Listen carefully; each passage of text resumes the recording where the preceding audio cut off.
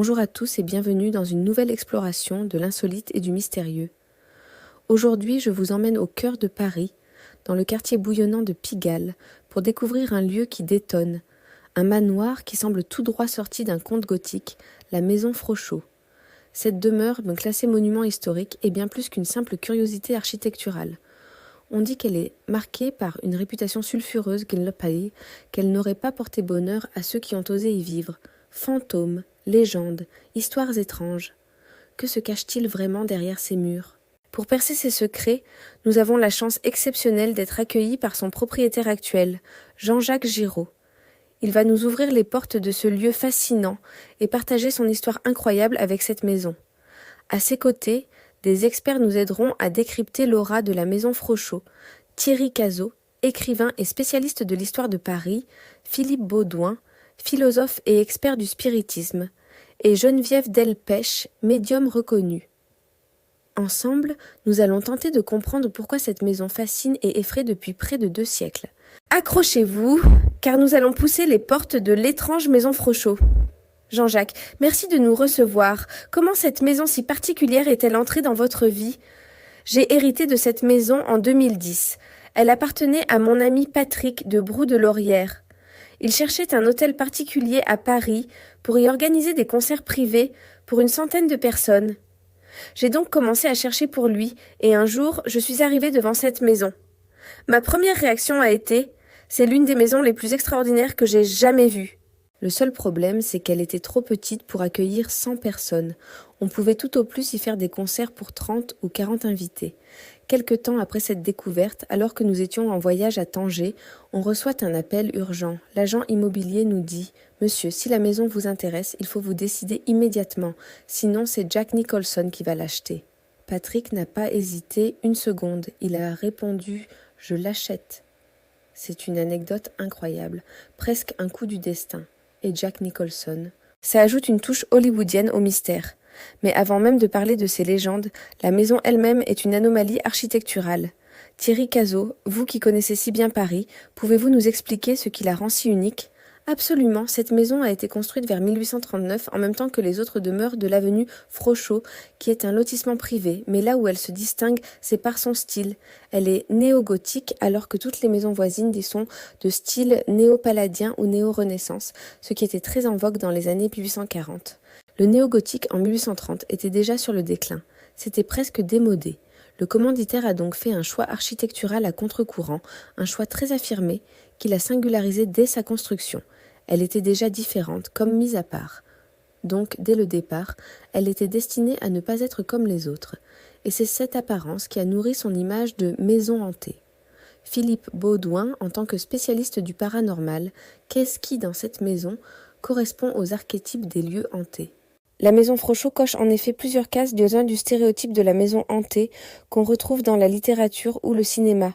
Je pense à des œuvres comme La maison du diable de Robert Wise ou La maison de la sorcière de Lovecraft.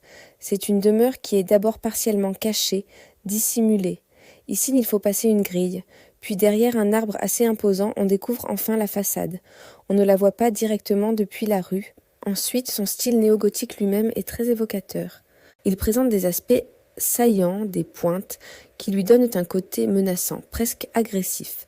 Les boiseries sombres, le métal, les vitraux, tout cela contribue à créer une atmosphère particulière. Les vitraux, par exemple, ajoutent un charme désuet qui nous renvoie à un univers médiéval, un imaginaire peuplé de sorcières et de possessions. Mais au-delà de l'architecture, il y a quelque chose de plus impalpable. Je suis venue plusieurs fois ici et à chaque visite, ce qui me frappe, c'est le silence. Un silence total, presque anormal en plein Paris. Dès que vous pénétrez dans cette maison, c'est comme si une chape de plomb s'abattait sur vous. Le son est étouffé, le temps semble se suspendre. C'est une sensation physique très troublante.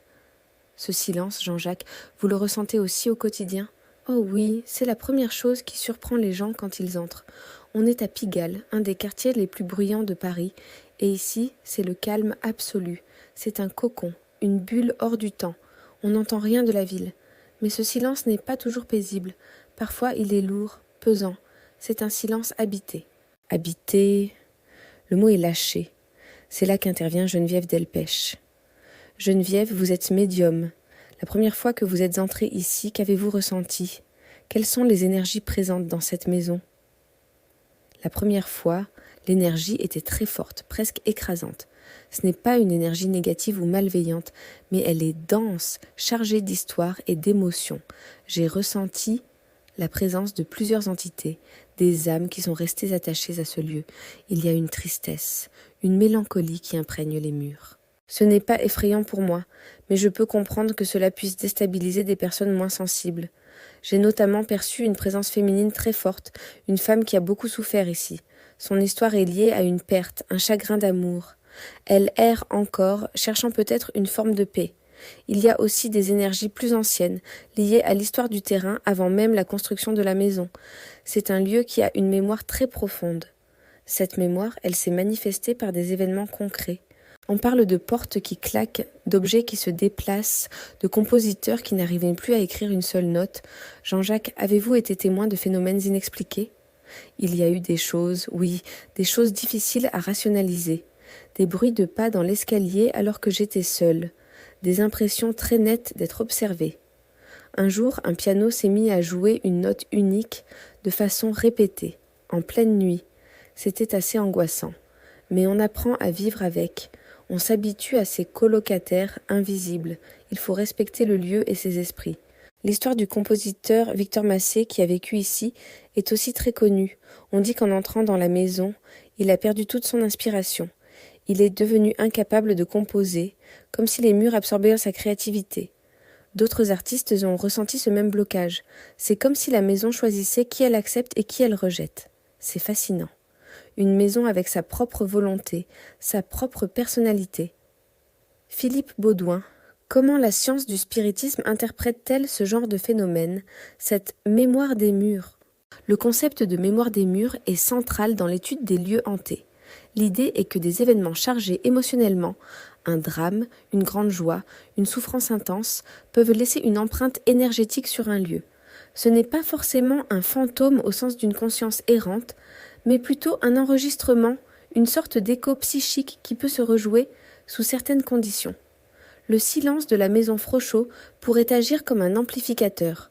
En coupant les stimuli extérieurs, il nous rend plus réceptifs à ces impressions subtiles, à ces échos du passé. La maison devient une sorte de caisse de résonance pour les émotions qui s'y sont accumulées depuis presque 200 ans. C'est pourquoi différentes personnes peuvent ressentir des choses différentes en fonction de leur propre sensibilité. Thierry Cazot, au-delà du paranormal, cette maison a aussi accueilli des personnages illustres. Qui a marché dans ces couloirs avant nous? La liste est longue et prestigieuse. Outre le compositeur Victor Massé, le peintre Toulouse-Lautrec avait son atelier juste à côté et fréquentait assidûment la maison. On dit qu'il y a organisé des fêtes mémorables. Plus tard, le réalisateur Jean-Pierre Melville y a vécu. On peut imaginer que l'atmosphère sombre et mystérieuse de la maison a influencé son cinéma, notamment ses films noirs. Le décorateur de génie, Mathieu Mattego, y a également laissé son empreinte. Chaque occupant a ajouté une couche à l'histoire et à l'âme de cette maison. C'est un palimpseste d'histoires et de vies qui se superposent. Alors, hantée, inspirante, maudite ou simplement chargée d'histoire, le mystère de la maison Frochot reste entier. Ce qui est certain, c'est qu'elle ne laisse personne indifférent. C'est un lieu qui interroge notre rapport au passé, à l'invisible et à la mémoire des lieux qui nous entourent. Un immense merci à Jean-Jacques Giraud de nous avoir ouvert les portes de son incroyable demeure. Merci également à Thierry Cazot, Philippe Baudouin et Geneviève Delpech pour leurs éclairages passionnants. Et vous, que pensez-vous de la maison Frochot? Croyez-vous aux maisons hantées? N'hésitez pas à partager vos théories et vos propres expériences dans les commentaires. Si cette plongée dans le Paris mystérieux vous a plu, n'oubliez pas de liker la vidéo, de la partager et surtout de vous abonner pour ne manquer aucune de nos prochaines explorations. Merci de nous avoir suivis et à très bientôt.